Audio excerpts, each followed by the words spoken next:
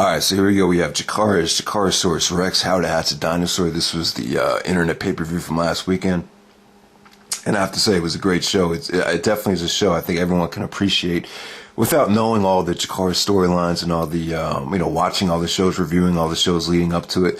But I will say this, if you're one of the guys that's really a diehard Chikara fan, you keep up with everything, those guys probably had more of an orgasm over the show than a guy like me, because, you just had so many storylines that had a blow off on the show.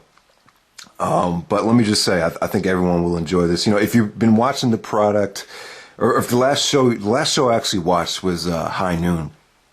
So a lot of the stuff that took place last year was still carried over to this show. So I think, and I think the commentary really did a great job of explaining all the storylines leading up to the matches. I mean, so I think everyone will enjoy it. So definitely give it a chance. I would definitely say a show of the year nominee. It's definitely up there with DDT4 and Extreme Rules as the show of the year so far.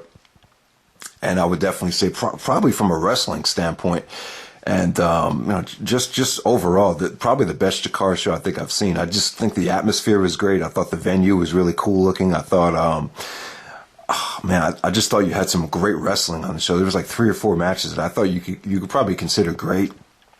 And I thought the booking was cool. I just thought a lot of the storylines really just had a nice payoff. So this is definitely a first class effort. I think everyone should at least give it a chance. And I definitely thought this was a better internet pay-per-view than High Noon from top to bottom, definitely by far. So let's get right down to it. The first match of the night, you had Ophidian taking on UltraMantis Black. So Ophidian cut a promo, and he kind of showed his new ring attire, which is going to take some while. It's going to take a while to get used to. I'm not really thrilled about it, but Ophidian, him and UltraMantis Black had a really, really good match, really solid opener, hot crowd, just great spots, great athleticism, really kept everybody into it, and Ophidian was still able to get a lot of heat. He got over the fact that, he turned heel at High Noon. He actually spit in his partner's face, and so it was a good way to carry over his heel persona into this show, and he came off like a cocky, arrogant little prick. And I love the miss spot at the end and I love the counter from UltraMantis Black. You just said, this is just good stuff, 3¼ stars. So we got off to a hot start. Next up, we have Mixed Martial Archie and Colt Cabana taking on the Throwbacks, featuring the brand new Mr. Touchdown. And I have to say, this match I really enjoyed it.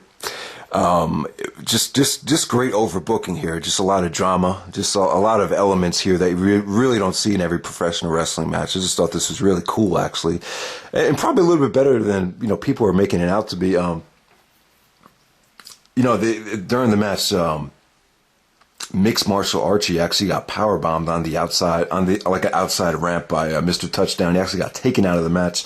So Colt Cabana was kind of getting worked over for most of the match. Maybe it kind of dragged a little bit too long, but then Archibald Peck came out as his original persona as Archibald Peck, and I thought the match just had a lot of drama. And then Veronica came out. Veronica's Archibald Peck's former girlfriend. She actually turned on him and sided with Mr. Touchdown, helped the Throwbacks win the match, and she actually kissed Mr. Touchdown to end the match. But like I said, just a lot of fun, just a lot of variety here, just a lot of different elements that we really don't see in pro wrestling, and definitely enjoyed it. The thing, I just want to say this really quickly about Mr. Touchdown. The last time I went to a Chikara show, this guy was actually sitting right next to me. He was actually working security at the show, and I was like, who the hell is this little bulky, beefy, blonde kid? Because he definitely looked like a wrestler, definitely looks like a guy that played football. And so I'm happy to see that he got a job and is actually on Chikara, because this is the first time I've seen him. So definitely has a lot of talent, definitely has a unique look. So congratulations to him. All right, next up we actually had, we had the ladder match next. We had Grand Akuma taking on Icarus. So a lot of you guys probably know Grand Akuma got kicked out of the F.I.S.T stable. I can't believe that was 2 years ago already. That was at Chikarasaurus Rex 1. So F.I.S.T actually kicked him out and replaced him with Johnny Gargano. And then Grand Akuma came back at High Noon to get his revenge on Icarus. And now him and Icarus are having a match. And if Grand Akuma wins the ladder match, he's actually officially back in Chikara. And, I'll give both guys credit. They had a great ladder match. This is a 4-star match. It wasn't botchy. I thought all the spots were really well executed. Definitely, you could feel the heat between these two guys. I mean, they didn't do anything crazy. The bar has been set really high with ladder matches. But like I said, Chikara doesn't do ladder matches at all. This is like the second ladder match in Chikara history. And these two guys really had a brutal ladder match. I mean, the spots are really nothing they're really nothing innovative and really nothing we haven't seen before. But within the context of the match, I thought they all worked. Like I said, you got to give these two guys credit because they're not really familiar with working this style. They're definitely out of their element, and they still delivered a great match. Great drama. F.I.S.T, Johnny Gargano and Chuck Taylor actually came out to help Icarus, but it kind of backfired on him. And Grand Akuma actually officially back in Chikara. Just definitely a great moment. Definitely a 4-star ladder match.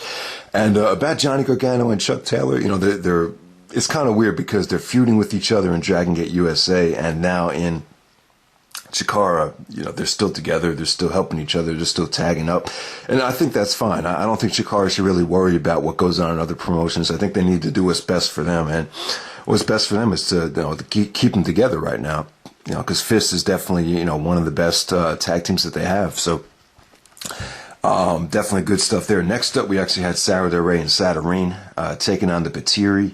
This is a 3-on-2 handicap match, and this was I thought this was solid actually. Obviously, it didn't have a finish, but while it lasted, I thought the Batiri, these guys have improved a lot. I thought they work really well together. They just showed a lot of great athleticism. They look crisp. They did a lot of nice tag team work together. They work well as a team. And then Sara looked, awesome. And this girl, Saturyne's a hell of an athlete. I just thought this was flowing really nicely. And then obviously Delirious came out and cost Sara the match. Actually turned on Sara and sided with the Batiri. Actually kissed all 3 members of the Batiri on the head, which is kind of weird. But the match was pretty cool. Actually, I thought it was a nice no finish, and it was going along pretty smoothly. So after intermission, we actually had Hallowicked versus Tim Donst. These guys hate each other. This is kind of a battle of who's the best Young Lions cup of all time. This feud is finally going to be settled here. It's mask versus hair. One of my problems with the mask versus hair matches, and you could go back to Punk versus Mysterio with this as well. It just seems like the guy is going to have his head shaved, like desperately needs a haircut. Punk definitely needed a haircut before he got his head shaved. And I thought Donst looked like shit here. I mean, I was just like, God, he needs to cut that. It just looks terrible. So it's a little bit too predictable. Obviously, I don't think anyone thought Hallowicked was going to lose his mask. A nice old school match here. A lot of the crowd was really into it. Donst isn't a great wrestler, but, he does so much stuff to get heat that it just keeps the fans into the match. And I think Hallowicked is really underrated. And you just had some great submissions here, a lot of drama. A lot was definitely at stake. I didn't really like the way they reversed the decision, but I understand why they did it. You want to keep Tim Donst hot as a heel, and it definitely put him over as a heel. He actually choked Hallowicked out with the shoelace, and then when the referee raised his hand, the lace fell out of his hand, and the referee saw it and restarted the match. And then it just got awesome from there. Hallowicked actually, made Tim Donst tap out, and definitely thought this was great. Definitely 3.5 stars. Definitely a great moment and a great payoff to this feud, because these two guys were feuding together over the last 2 years with Donst and the BDK, and Hallowicked always a member of Chikara. And a really cool segment. Hallowicked actually threw the Young Lions Cup at him and said, this is personal. This wasn't just about the Young Lions Cup. And then Donst kind of threw a fit after the match as well. So, yeah. Next up, we actually had the Gekko match. We had Eddie Kingston, Jigsaw, and the Colony versus 17, the Shard, and the Swarm. All right, so I never really, I haven't been following any of the storylines, like I said, so this whole Gekko thing is kind of new to me, but I think it's pretty cool so far. Obviously, I don't think this is going to drag out like the BDK thing. This might be the end right here. I'm not so sure if this is going to continue with the way the match ended. I think this is probably it. But, the storyline was pretty cool. It's really... Mike Quackenbush has his own training facility. It's a lot of people go through it. What the hell's the name of the school again?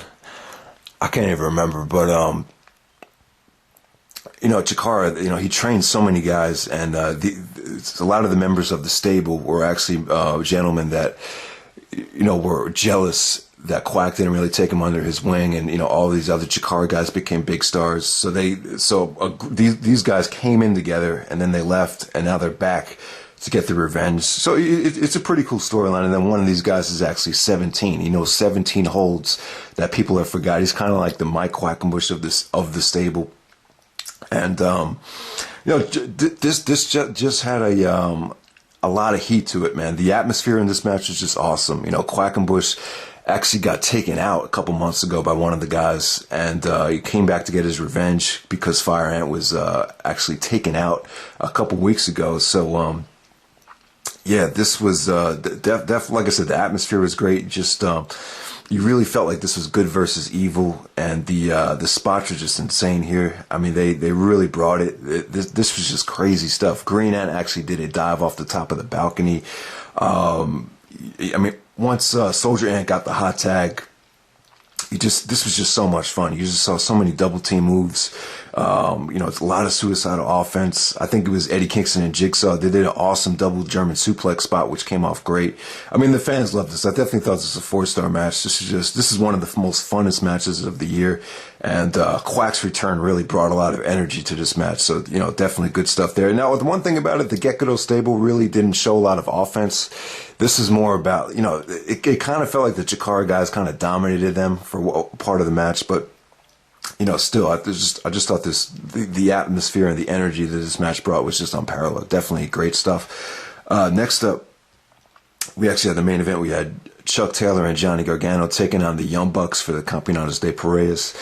And, I always thought, I thought for the first pay-per-view, this match should have happened. So I'm definitely thrilled that this actually main evented the show.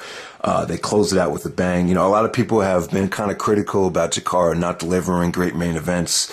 And this was kind of like a great way for Chikara to shove it up everybody's ass. I mean, because this show was awesome and this main event rocked. I mean, both these two tag teams are so hot right now, and it definitely was a dream match for me, actually. And 2 out of 3 falls, I definitely thought this delivered. All the falls definitely meant something, and all the action leading up to the finish was just awesome. So definitely a match of the year candidate between the Bucks and Taylor and Gargano. I'll probably give it about 4 1/4. The DDT spot was sick. If anyone sees that off the side of the ring apron, that was crazy. And really, there's not much you can complain about as far as in the ring goes. I will say this: on the DVD, there's a audio problem. It's the audio and the commentary doesn't match up. There's definitely a delay. It was kind of annoying. I'm not so sure if this came out this way on pay-per-view, but for the DVD, it was kind of disappointing. I mean, it really was kind of, it didn't quite take away from the match for me, but I would like to have this on DVD without it, but, what are you going to do? If anyone had the same problem, let me know. But the Bucks versus Taylor and Gargano, definitely a match of the year candidate. This was definitely one of the best shows of the year. And it's kind of funny because this is, in my opinion, and I think everyone could pretty much agree, there's not a Ring of Honor show that came out this year that can probably touch this. And I'm not just talking about the storylines. I'm talking about in the ring.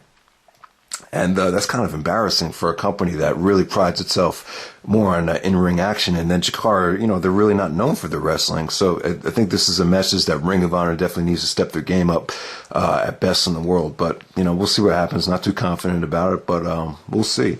All right, so really quickly, let me touch on some of the other Chikara shows. So the show Hot Off the Griddle from Chicago, this featured Eddie Kingston versus Kevin Steen. Now, the Kingston versus Steen match was it was kind of disappointing. I don't know. It's really tough to say. Obviously, it was a no finish. Steen actually got disqualified and he wanted to piss on the Chikara Grand Championship. I don't really think the feud is going to continue.